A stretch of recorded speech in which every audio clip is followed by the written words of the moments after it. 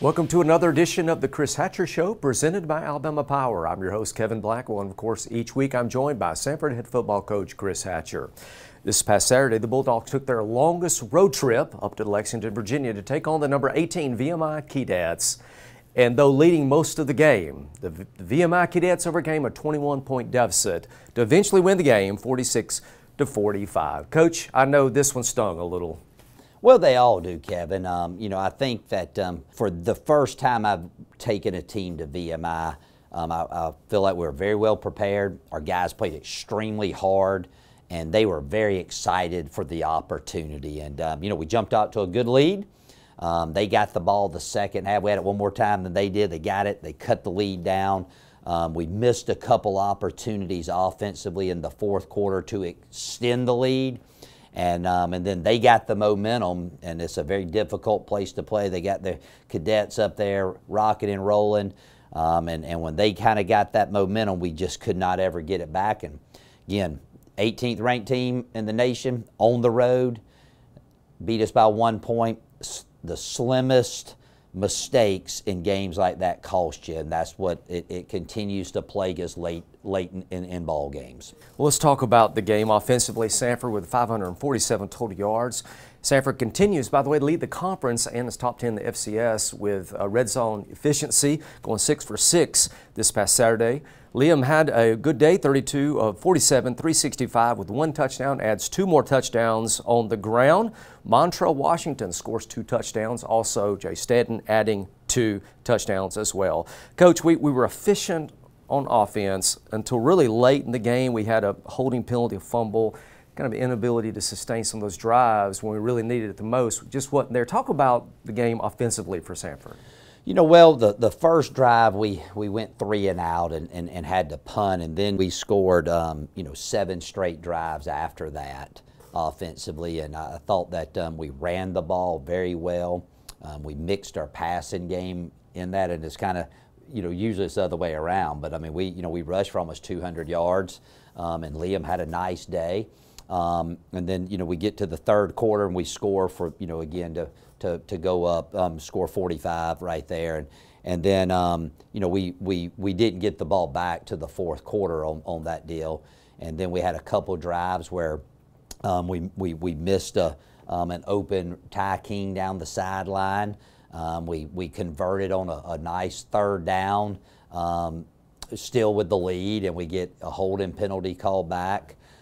Early in the game, we dropped a touchdown pass, and then got the ball down the 1 and got a holding penalty. So I thought offensively, though, I thought we played really well. I mean, we scored 7 out of the 12 times we had the ball. However, we got to do better in the fourth quarter, and some of those crucial mistakes kept us from getting on the board. But I thought Liam was efficient. Thought our O-line did a great job. We gave up 1 sack, and it was really we missed the hot throw right there with Liam. But I thought he played well. We caught the ball well. It was tough conditions. The field was really slick. But offensively, other than the couple drives there in the fourth quarter, boy, they were firing on all cylinders. In fact, I think that's the best first half of offensive football that I've had since I've been here. Defensively, Nelson Jordan with 13 total tackles. Keem Johnson, I really thought had a good game, 7 total tackles, had a forced fumble, also an interception on a 2-point conversion. Coach, I felt like our defensive line, particularly our linebackers as well, really put a lot of pressure on Seth Morgan, the VMI quarterback. Most of the day, they found some plays in the second half. Of course, they have an outstanding receiver in Michael Jackson as well, who made some plays second half. But just talk about the game defensively from your perspective.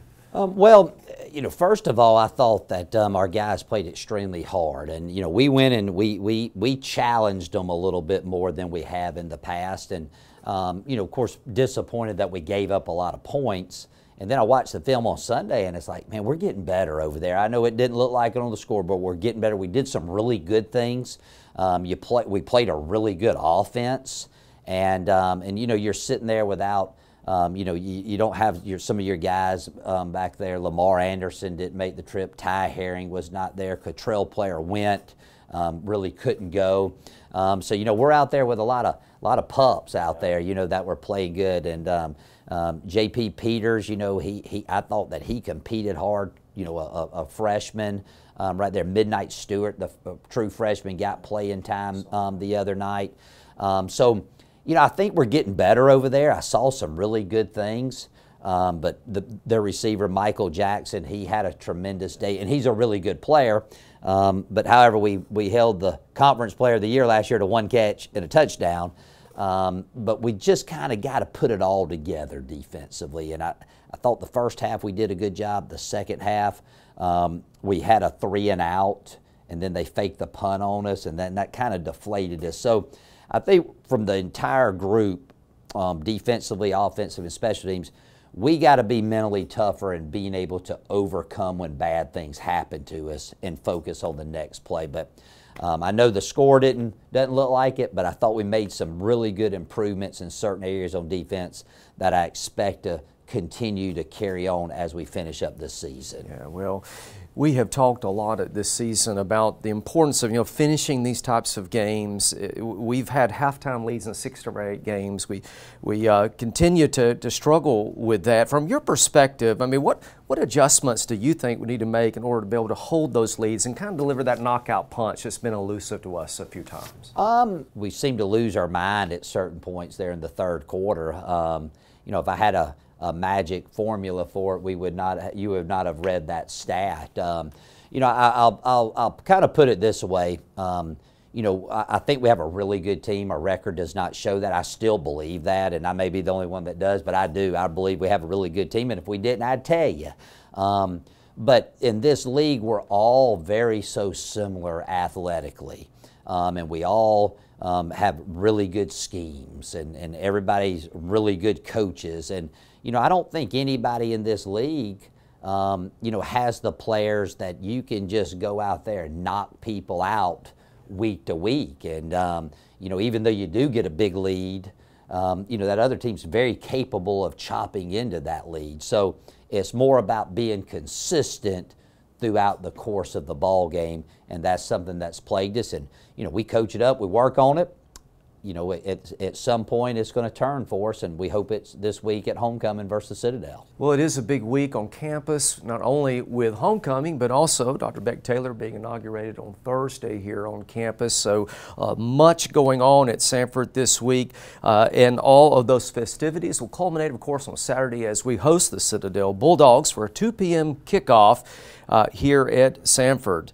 Now, Coach, you look at Citadel, they have a 2-6 record, but they're better than their record would indicate. One of those wins was against VMI. And of course, when you play Citadel, they're going to show you a lot of different looks on offense. You got to be tough. You've got to make tackles in open space. Well, again, every week's a battle, and this week's no different. You face a different type of team when you face the option. When I first got in the league, everybody kind of ran some form of the option. They're like the lone group that's continue to do it. So there's not as much carryover from VMI. They're more like us, throw the ball around. So we gotta get our assignments proper right there. And then defensively, they're a big, try to create a lot of confusion, come up with the big plays. So we got to limit our negative plays there.